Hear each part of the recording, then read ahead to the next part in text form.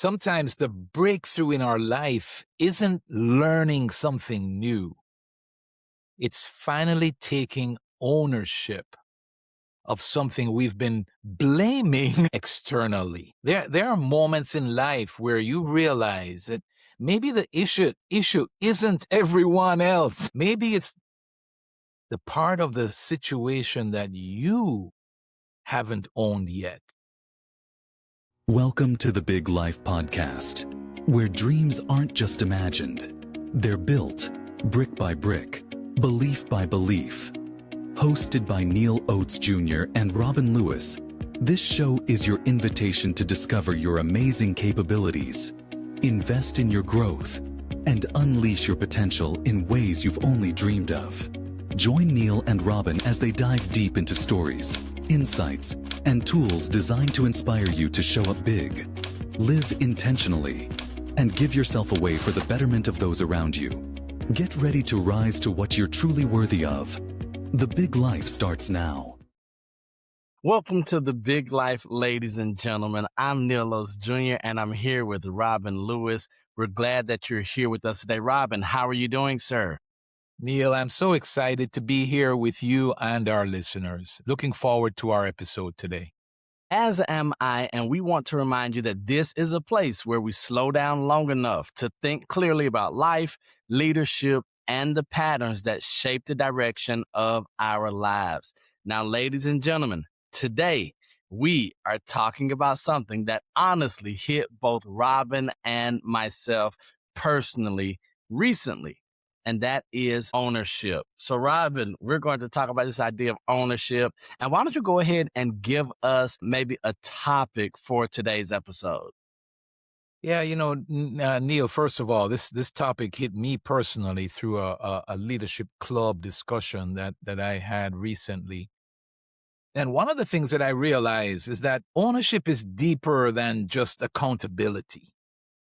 That ownership, when you really get right down to it, is self leadership. Ownership really is about leading yourself well. And so, Neal, when you hear the word ownership, let's just kind of start there and talk a little bit about that for our listeners today. When we talk about ownership, what comes to mind first? What do you think about first when we talk about ownership? The very first thing I think about is going to be responsibility, right? That's number one. And then the second one I hear is opportunity. And one is great. You know, we love the idea of opportunity that comes as a result of ownership, but the responsibility piece, and we even talked about this before we came on air, is that I love the idea of ownership, but I don't love ownership because it comes with responsibility. So yes, I like opportunity, but then the responsibility that comes with it can be somewhat challenging. But if we want to live the big life, Robin, we must take ownership. And I believe that ownership does change everything. Yeah, and sometimes ownership can be difficult, right? Like, why do you think that is? Let's talk about that a little bit today. Why do you think that ownership is difficult for people sometimes?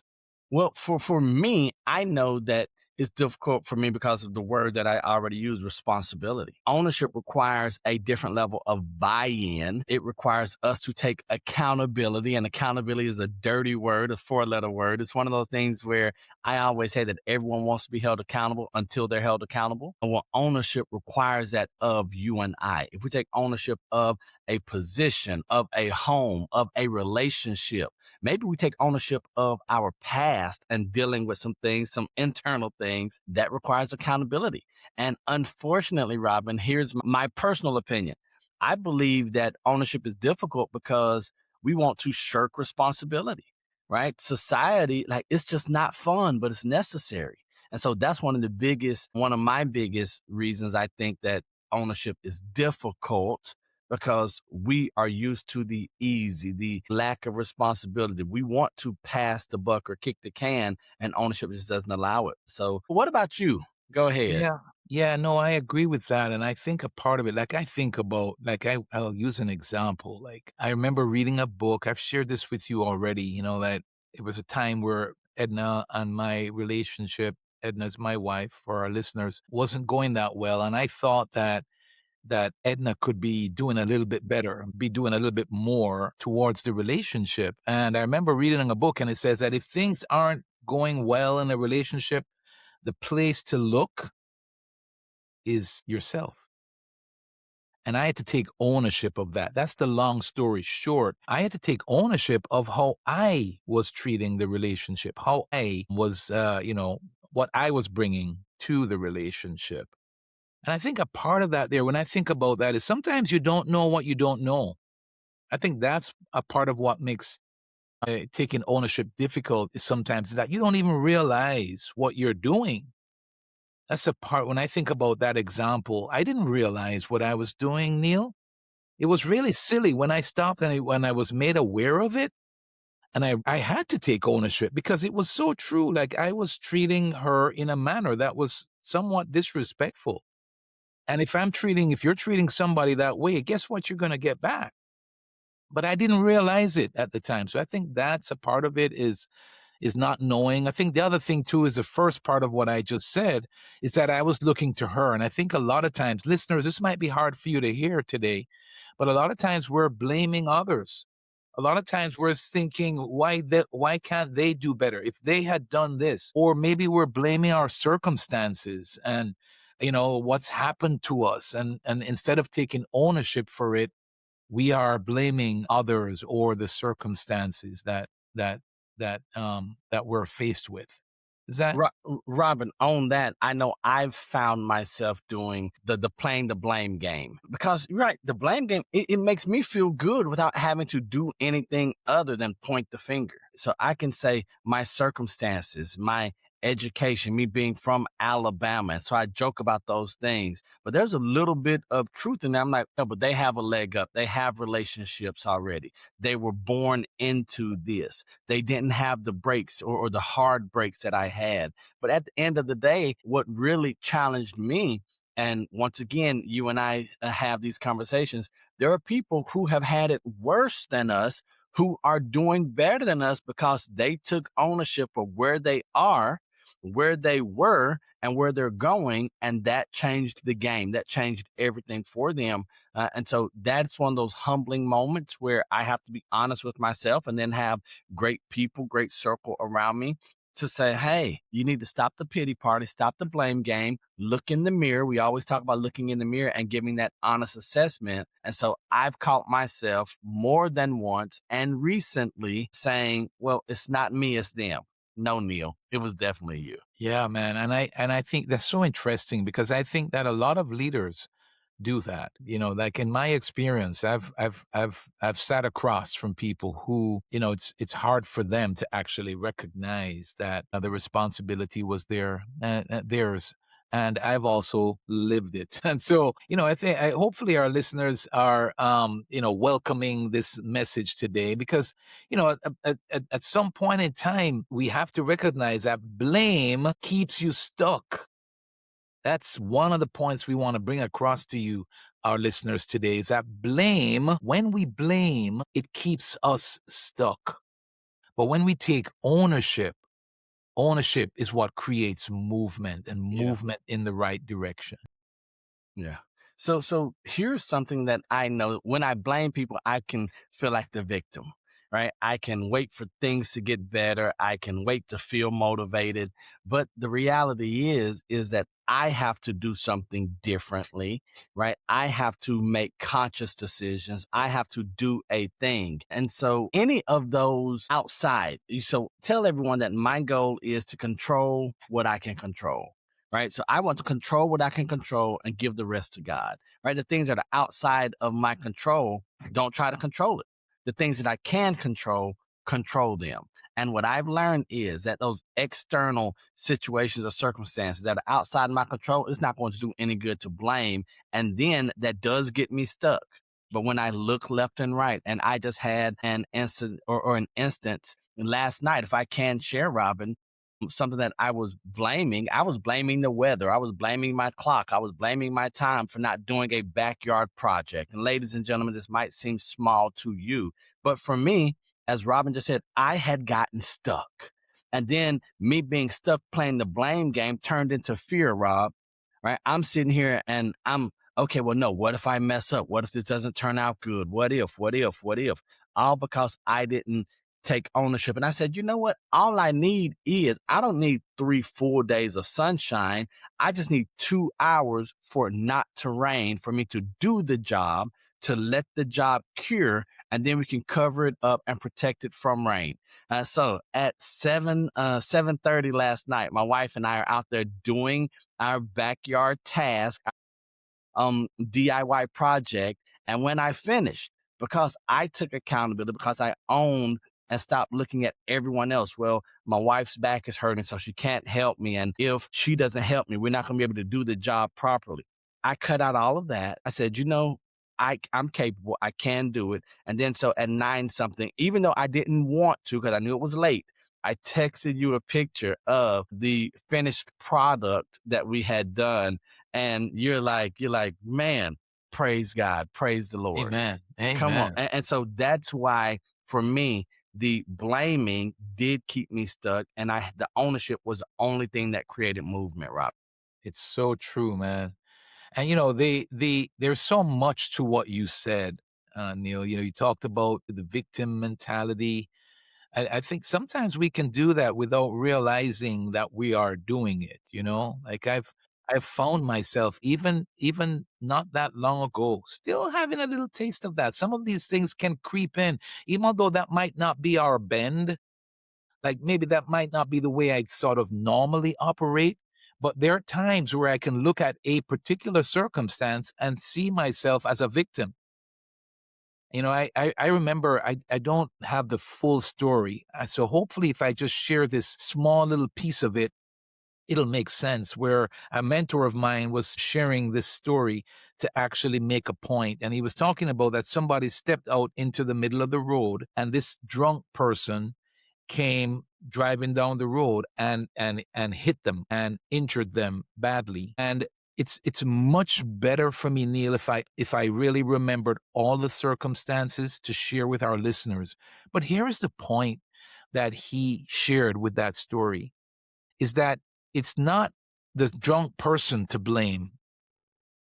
And listen, I'm not for drunk driving. Hear me, listeners. And that's why giving you even more details of the story would be helpful. But here's the point that he made, is that that person had to take responsibility for stepping into the road. That person stepped into the road. Drunk driving is not good. Drunk driving is not acceptable, man.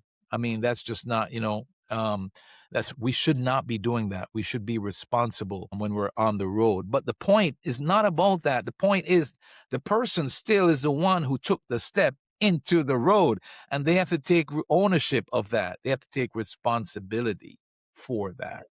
And I think it's so easy for us to get caught up in that.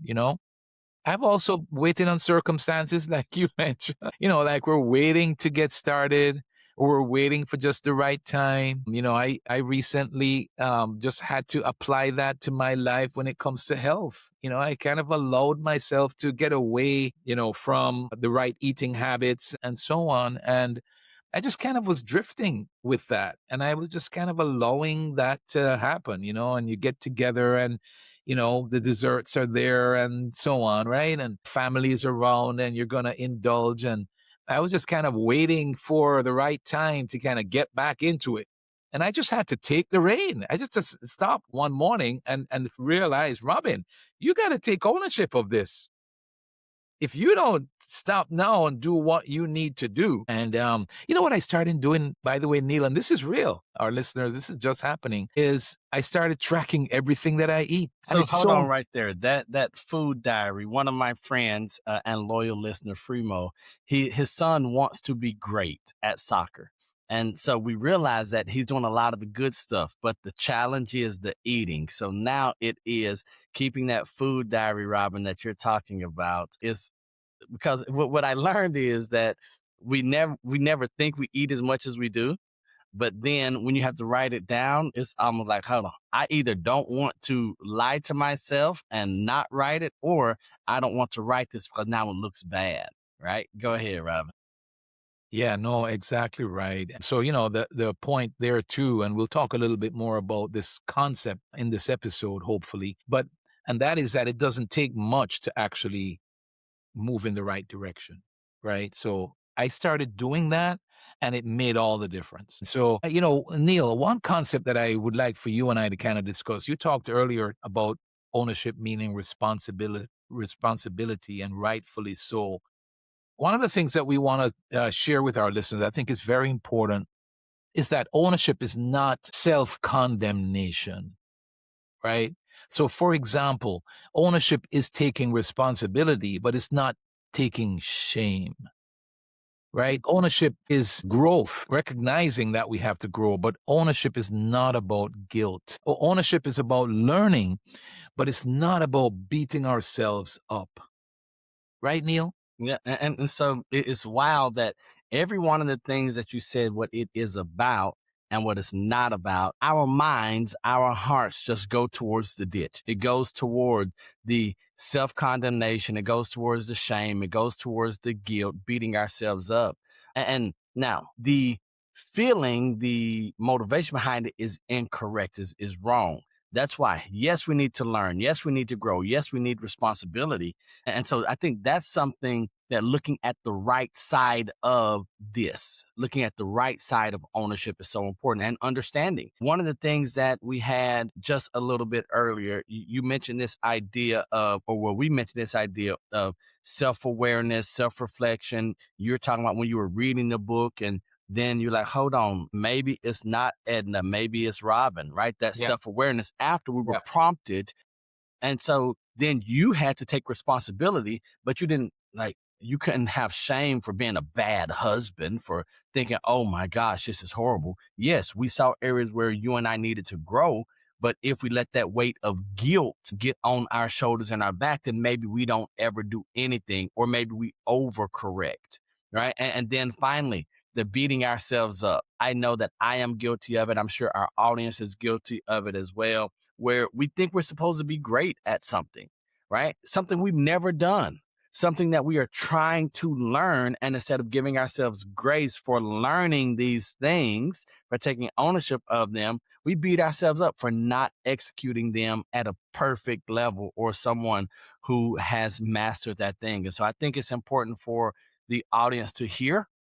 Yes, grow. Yes, learn, but don't carry guilt. Don't beat yourselves up. That's not the part or side of ownership that we want you to experience. Yeah, I agree. And so we're not, because we do mess up and we're human beings, we are going to mess up. Like we messed up before and guess what? We're going to mess up Mess up again, again. right? It's That's the coming. reality. But the point is that it doesn't define me. That's what we want you to hear today. It does not define you. In other words, you can come from that, learn from that, grow from that, go from that, and don't let it define you, right? Now, I am this. I messed up, and so I guess I'm just a terrible guy, right?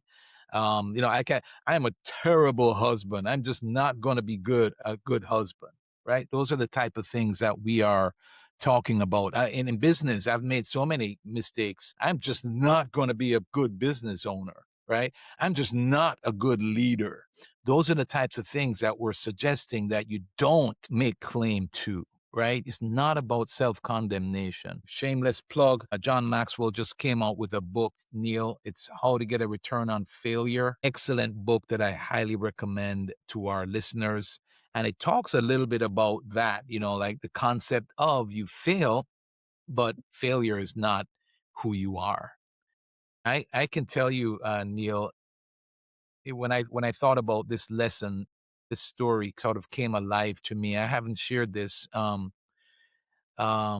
many times, quite honestly, but it was a time where I had hired a manager, and Hold it was on, Robin. I'm curious because I know that you are a sharing guy. You're open, you're a leader, and you want people to learn from your experiences. So even before you shared the story, you say you haven't shared this often or many times. Why not?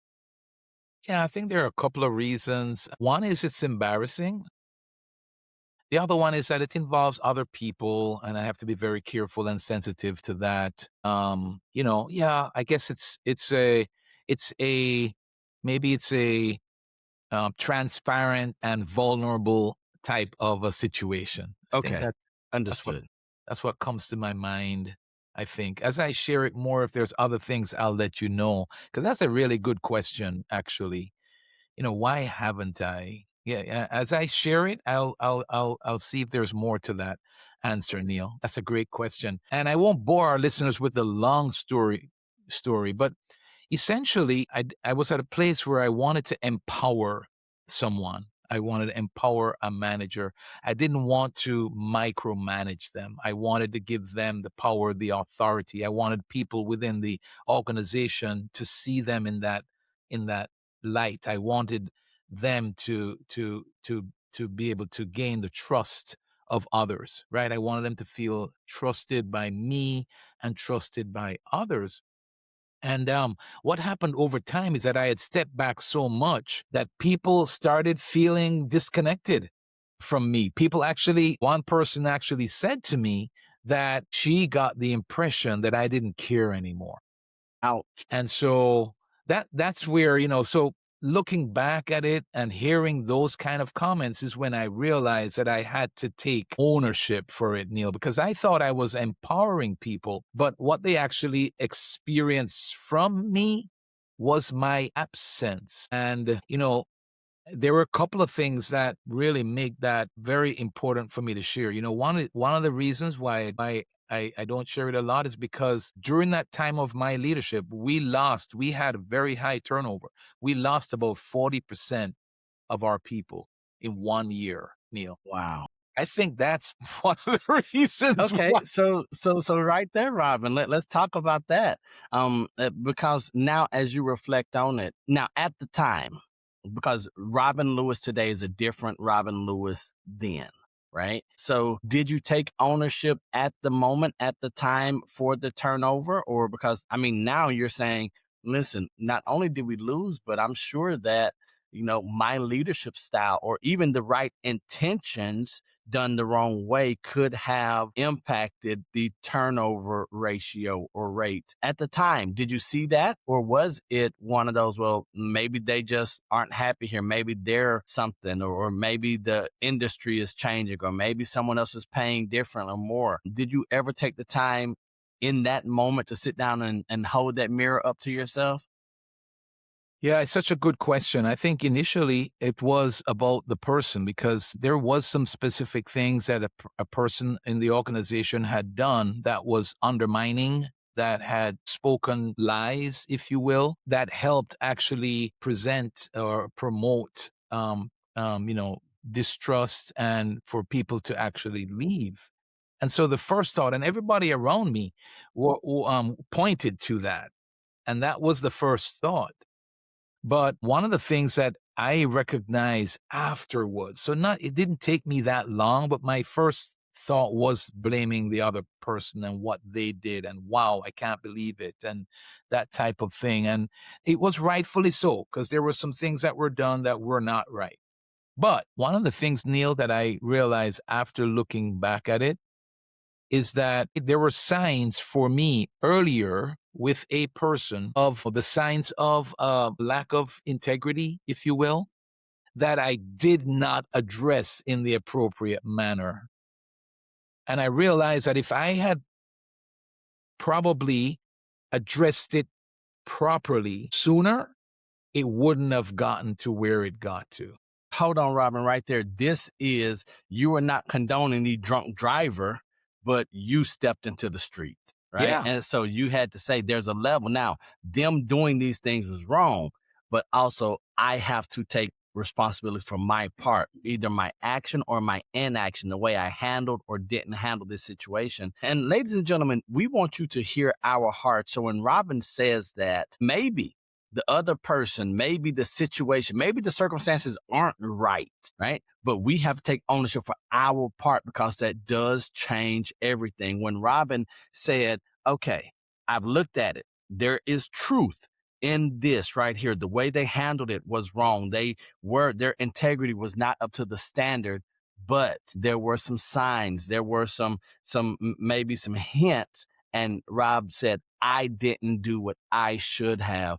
That's what real ownership looks like. And that's humbling. It's not only humbling, but it can make us angry and it can frustrate us if we look at ourselves. And then if we're not careful, Robin, we go down that downward spiral of the shame, the guilt, the worthlessness, how dumb can I be, and all of this, instead of looking at what I'm learning. I won't make that mistake again, right? And so I think that's important for our audience to hear as well. Yeah, and I clearly had to take responsibility. So not just that there were early warning signs, right, that I didn't address appropriately, but the other part of that is that I have to learn about you can delegate authority, you can empower someone, but how you do that. I don't need to do that in a way where I am disconnected from everyone, right? I created an absence of my leadership. And so that was a big learn for me too, that I had to take responsibility for. And it was a learn, I didn't know any better. I didn't realize that that was actually happening.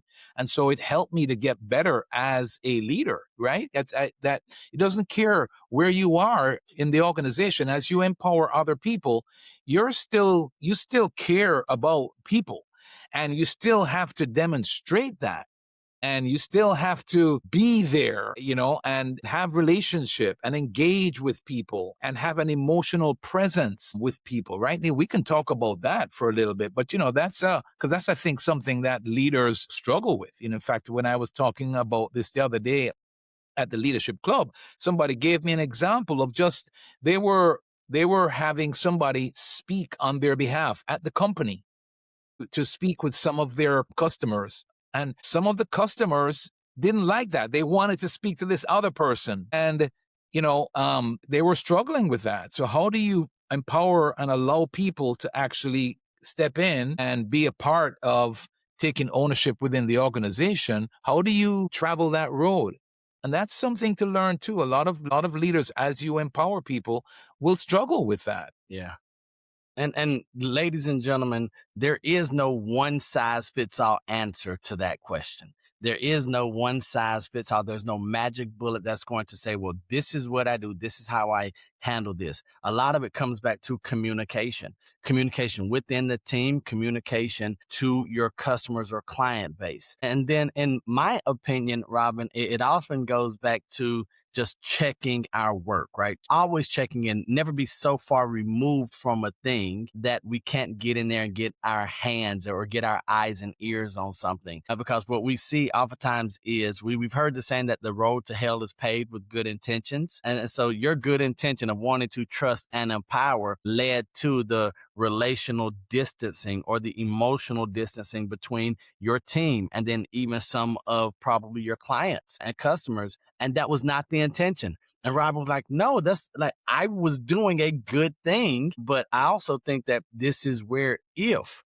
we are honest with ourselves and honest with our teams and our organizations, we let them know, as Jim Rohn would say, I messed up, right? And then sometimes you just have to do better. And so those are my wife's two favorite words. I say, babe, and all she'll say is, do better. I say, yes, ma'am. Right. So do better is one of those things. But Robin, for you, I want to know, because I don't want to waste your experience by not learning from it myself. How do you empower people so after we've learned this, I would love your opinion. How do you empower people without disappearing? Right? Because I know your intention was, let me empower, but how do you do that without just pushing it on them and then say, bye, I'll be at the beach? Yeah, no, actually, I think it's a great topic for an episode. I believe we can do a full episode on this, Neil, because it plays into many areas of our lives, as parents, Mm. as married people, or our significant others, our partners, in friendships, certainly in business, this is applicable. Another big thing today where this is really applicable is working remotely. How do you empower people without disappearing, right? Like you're empowering people that you're not physically present with, like you used to be prior to COVID. You know what I mean? This is applicable in so many ways. And so you mentioned one, for example, I think one to one, you mentioned sit down. I think that's important. So you have to recognize that it's still your responsibility to care for people. It's still your responsibility to be emotionally present as a leader. I remember I was talking with a friend of mine who used to own a insurance agency as well, and he shared with me one of the things that he used to do was he would just kind of observe people, and if he thought that maybe something didn't look right, that there was something going on, he would invite them to go have breakfast. He has people in between him and this person, right? There is a leader in between, but he would go to the person and invite them to go have breakfast and just have a conversation and ask them, how they're doing, and take the time to really find out what's actually going on. And so I think it's doing things like that. I think it's also, culture, Hmm. right? Creating a culture, living that culture, being a part of moving that culture forward. So living it and talking about it and But so on. Robin, that is not attractive. That's not sexy. It's not popular to live it and be about it. Culture is a big word, especially so we're talking here on the big life, people who want more. We're talking about leadership. We have experienced people, places, organizations where they talk about culture, but they aren't living that thing, right? And even if we're seeing it from some of our colleagues or coworkers, when we look up, leadership does not embody that thing. So they're almost saying, well, I'm going to talk about it, but I'm going to have my direct reports. I'm going to not only delegate the authority, but I'm also going to delegate the responsibility for leadership and culture. And you're saying that cannot be the case. Exactly. Right, Neil? I mean, that's real. Like, one of our values was valuing people and valuing relationships and caring for people. Well, I was not displaying that, right? So, and without realizing it, I was not living that out. And so I think another one too, by the way, Neil, is developing the people that you're empowering, checking in with them too. But most importantly, take responsibility and ownership for developing the people that you're empowering, and also ensuring that they are living out the value, right? And so that's another important part. But I think the reality is, when it comes right down to, we can talk about it more, but what it comes down to is this, is that you have to still engage. You have to still be present in people's lives. And so maybe it's how you do that in the times that you are involved with the But organization. Robin, You're doing it it's in a way that is displaying that. But Robin, this we're in the AI age. We're in the tech age. It's 2026 when we're recording this. I can have bots. I can have my AI agent. I can have my clone. But what's the reality? They still need the engagement from you. Yes. All that stuff can be a support. And so I say that tongue in cheek about the AI clone. And so here's the challenge. We see people and we know of companies and leaders who have relegated all of the responsibility, all of the ownership to a chat bot, an AI agent, to their clone. And now they're thinking, oh, the operation is running smoothly. Everything is going just fine, and I'm working less. Well, we're going to see on the back end, maybe it's going to be a little bit too late when that realization and revelation hits them that we lost that connection. We lost that interaction. We lost the relational side that we cannot get from tech being misused and replacing us. And that's what Robin is saying, that at the end of the day, I know, Robin, we're old enough to remember the saying that the buck stops here, but at the end of the day, it does stop with you as the leader. And yes, and it's sometimes, as we are intentional about this, there are little things that you find that you can do that it's not that hard. It's just really about being intentional about it. One thing that I would say here too, Neil, like, I heard somebody say this the other day, and I say it a lot now because it's so true. As business owners, we didn't sign up for leadership, right? Like we signed up for whatever it is, whatever your business is. You signed up to go do that. But but the reality is that as we grow our businesses, leadership becomes a big part of what we need to do. And we didn't sign up for that, and we didn't get trained for that. And so, yeah, there's some decisions that I made and things that I did, like this one, where I had to learn the hard way. But I've learned from that now, and that's the good news. But the point is that I would think I want our listeners to take away from that is that leadership is your responsibility. Leadership culture is your responsibility. We can't delegate that. So even although we are empowering others and we might be delegating to others, leadership and culture is always going to be our responsibility. Now, Robin, I remember, so while you haven't shared the story much, you did share it with me. And you mentioned something about when you had to take ownership of what took place with the individual, the impact that it had on your team, the organization, your clients. You talked about ownership, and you mentioned that ownership is hard or hurtful, something you said at first. So if you would share that with the audience, because I think that's important, because many of us, we don't want to deal with that initial frustration, hurt, pain, whatever it is. So would you just share with us what you shared with me about ownership? Yeah, so it definitely was painful. Like it was hard to actually step back and realize, oh my goodness, it really was. You could have avoided this, and this has caused so much pain because like we had good people, we had people that were with us for I don't know 15 years that actually left us. Neil, it was very painful to take ownership of that. And but then it also became freeing because when I owned it, I realized that that's something that I needed to change.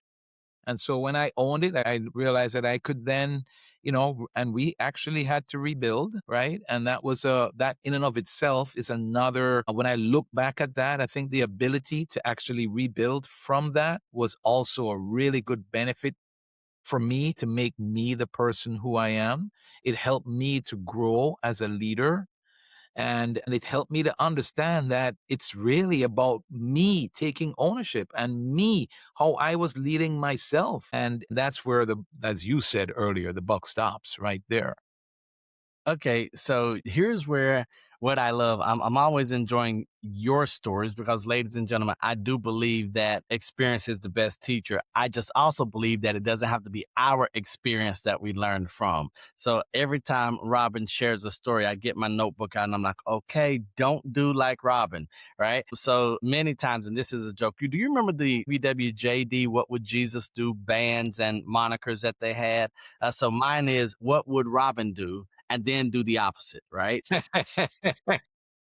And so for me, it would be, what would old Neal do? And then do the opposite. Because as you mentioned, there are just some things that just come with learning and experience, and we don't know. And so you are here, Robin and I, we talk, we laugh, we joke about this now, but that does not change the impact and the hurt. And even the feelings, the emotions that were involved and taking place at the time. Now, Robin, I do want to go to this spot because I don't think we can do due justice in this episode, because this is probably going to be another episode. But you talked about the experience of rebuilding was good for you in your leadership, right? And becoming the person, the man, the leader, owner that you are today. But early on, you opened up this episode talking about ownership is really self-leadership. Let's go there for just a couple minutes. What does that self-leadership actually mean? Because if we don't take anything else from this episode, I believe that if we could just get our minds and our hands around this concept of self-leadership, I think that we've done the audience, our listeners, due justice if that's the only thing they can get from today. Yeah, it's a really good question. I think one is taking responsibility for your growth, recognizing that growth is an ongoing thing, that we grow into our potential. It doesn't just happen. We're not just. That's what we want. We want the lightning strike of greatness, right? Yes. So taking responsibility for my growth is one. I think leading myself, doing what I need to do is very, like Neil, you and I teach this, that the first person and the hardest person to lead is myself. Right? I've led rooms, Neil. I've spoken in all the boardrooms, large rooms. I've, done all that. But the one of the hardest people to lead is in my experience has been myself. Wait, hold on, Robin. Why is that? Yeah, I think that's like you said, it could be a whole episode. But the point. Okay, first, what does that mean? Well, am I doing what I'm saying to myself to do? Right? And so I think consistency.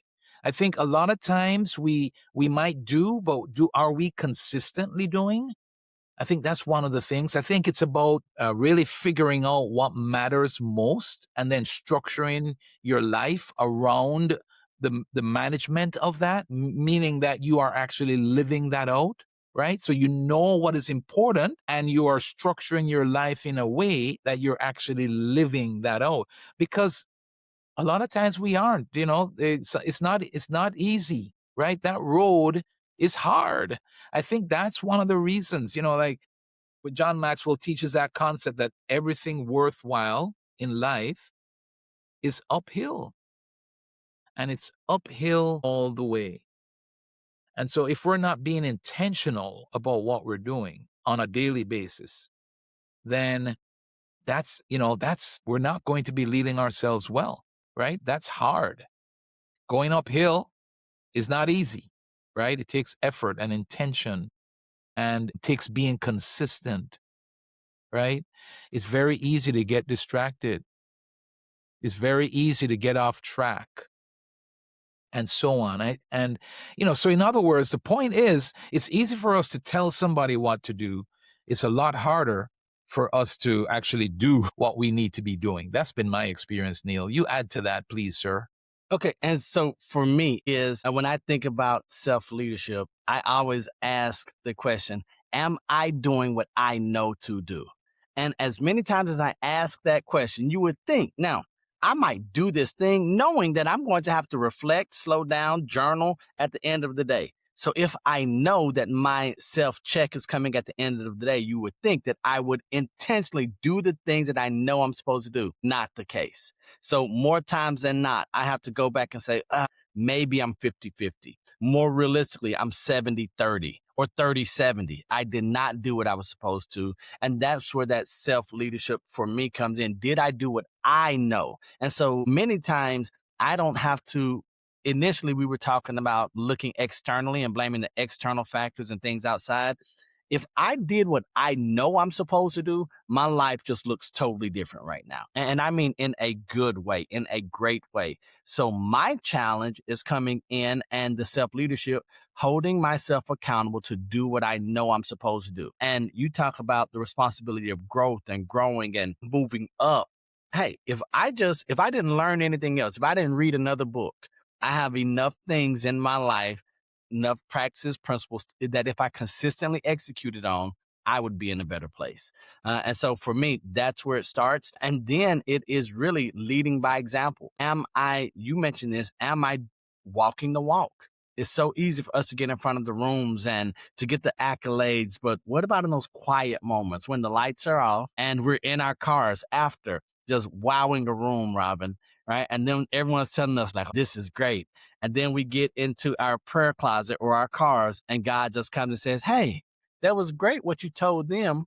What if you did that? What if you actually did what you said or what you instructed? What if the medicine that you just prescribed, what if you took that medicine as well? And then I'm like, okay. And so for me, that's why I love this idea of self-leadership and the impact that it can have on our lives and on those, because if we lead ourselves properly, people are going to notice. And then they will want what we have, and then they will want a piece of this. And so that excites me right there as well. Love it, Neil. And we're getting really practical for our listeners here today. Like some of the areas where I think about that experience, some of the areas that it shows up, and I think it shows up for leaders where we don't take ownership, is in having those tough conversations. So if I had made sure to have that tough conversation earlier on, it probably wouldn't have led to that. So it's things like that, listeners, that we're talking about here. Another one where it showed up for me, and I think it shows up for a lot of leaders too, is making quick decisions. Right? Sometimes we put off things, or we wait to feel motivated before we do things. And a lot of times what we really just need to do is to take that next step, take the action, right? So that's a part of self-leadership where we have to take ownership for that, where taking responsibility for culture, right? As owners, you are responsible for the culture.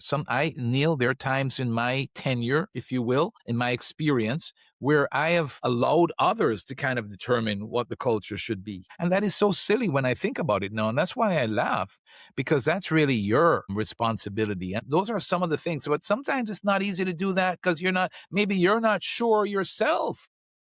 And maybe you don't realize the responsibility that you have for the organization to take that. And so those are some of the things where it's really about leading ourselves well. Those are some common things that I think, common areas where we might mess up. Any to add to that?